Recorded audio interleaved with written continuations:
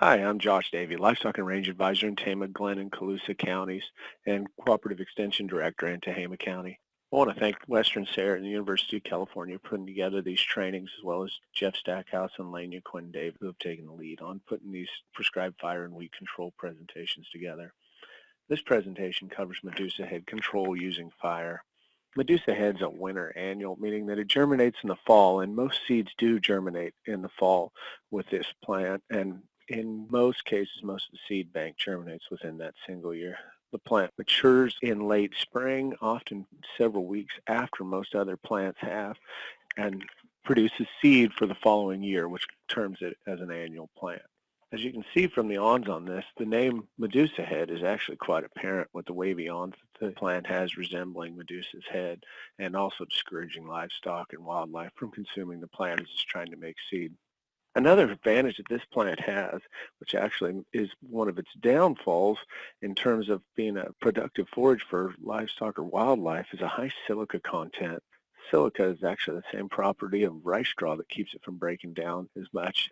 In terms of digestibility, silica is very low in digestibility, but has the ability to fill up the animal. They're full with a low nutritious plant and not as productive as they otherwise could have been. But the reason that Medusahead also has this high silica content is it gives it its competitive advantage to form the thatch that you see in this photo that covers up other desirable plants. Medusahead is able to germinate in this thatch while other plants are not. You'll notice that a lot of times going through the season where this thatch will last much longer into a rainy season as compared to sites that don't have this high level of thatch.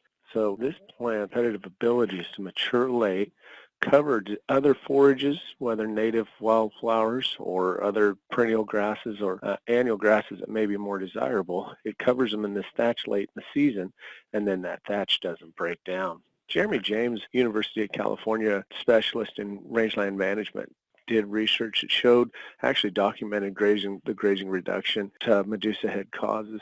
And what his research showed was that a single 10% increase in this Medusahead population resulted in a 30-pound per acre decrease in weight gain on yearlings. So a significant factor for livestock producers on rangelands. And this is evident in this photo here, which was taken right as the plant was maturing, where you see patches where it's grazed, but in most cases the Medusahead was just pushed through and not consumed. In terms of the thatch that Medusahead creates, it's actually well adapted to germinate within the thatch. Unlike most plants, Medusahead has a curious adaptation to thatch. When a root grows out of a seed, it's called a radicle. That radicle that's laying on the soil surface reaches down and tries to incorporate itself into the soil. If it's unable to incorporate itself into the soil, generally that seed dies and the plant fails. In the case of Medusahead, it'll shoot out a radicle like most other plants, but if that one fails, it'll actually shoot out a second one, therefore giving it a second chance as compared to most plants. In general, Medusahead is found on many soil types, but it tends to prefer more clayey soils as compared to shallow soils that have more sandy characteristics. This is likely due because of the plant's late maturity, which gives it its competitive advantage. So clay soils that hold more moisture are preferable for Medusahead. That way it can carry out its method of competition.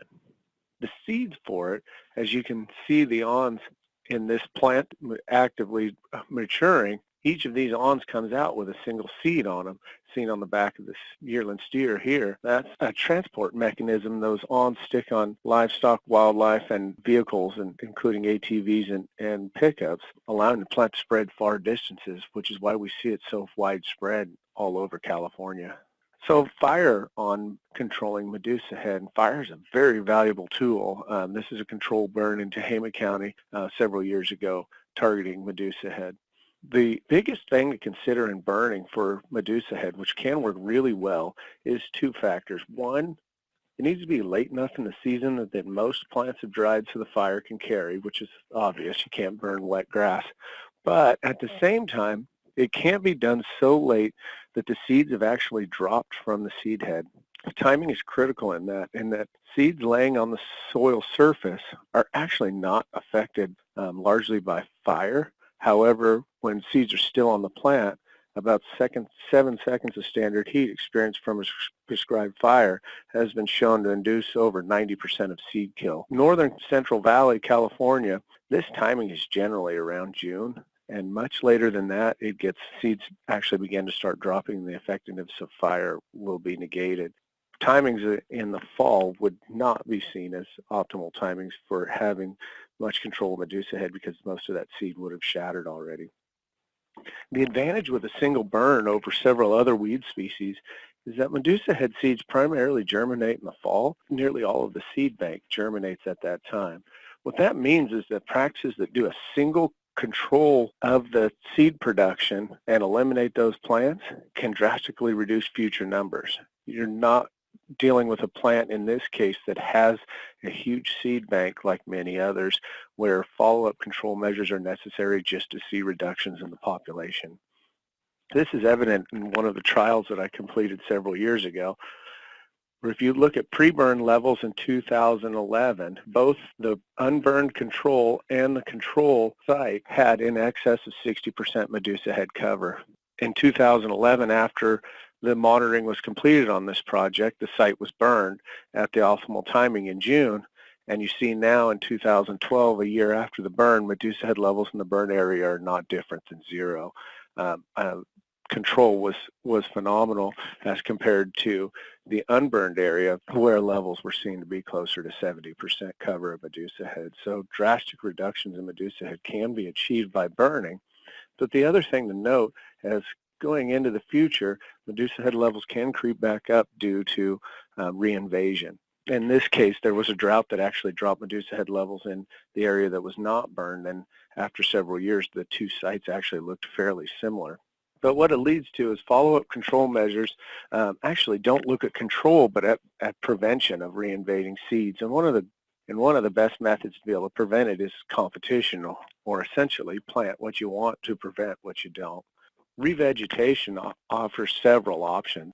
One popular option is the use of perennial grasses. In this case, some common introduced perennial grasses are fletch fescue, hardy grasses, including perla grass and Berber orchard grass.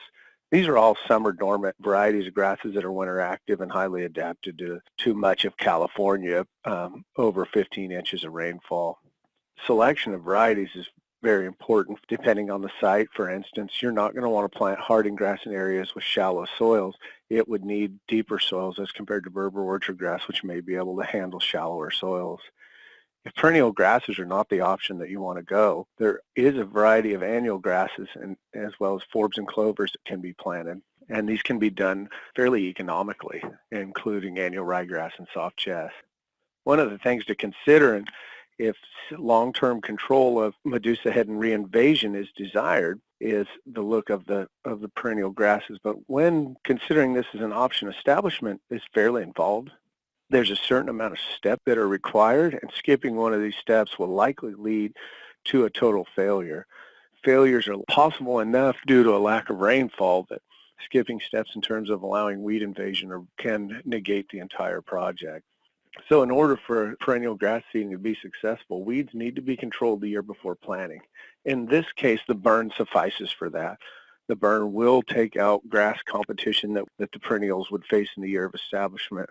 The fall after a spring burn, the planting area would wait for a germination and then have a herbicide application of glyphosate applied to completely eliminate all germinated plants. At that time, the perennial would be seeded, followed by an application of 2,4-D or other broadleaf weed control in the spring, and grazing would be deferred for a year and a half to allow the plant to establish.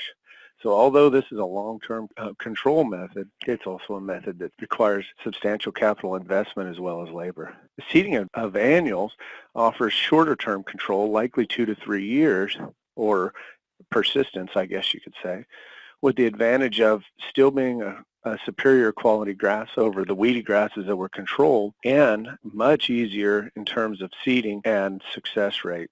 Seedings of ryegrass and soft chest are very rarely unsuccessful, and they can consist as being as easy as flying on the seed just prior to a rainfall event, or flying the seed on, drilling the seed, and then covering it with light harrowing or even cultipacking.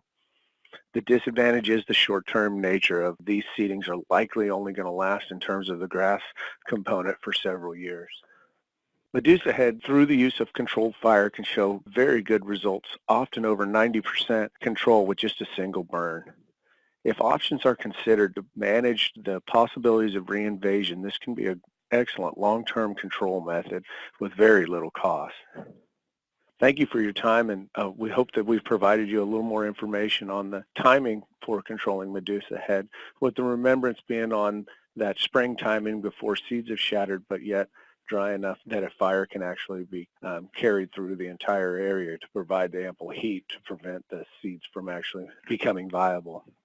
If you have any questions, please feel free to give me a call at the number or email me with the information there.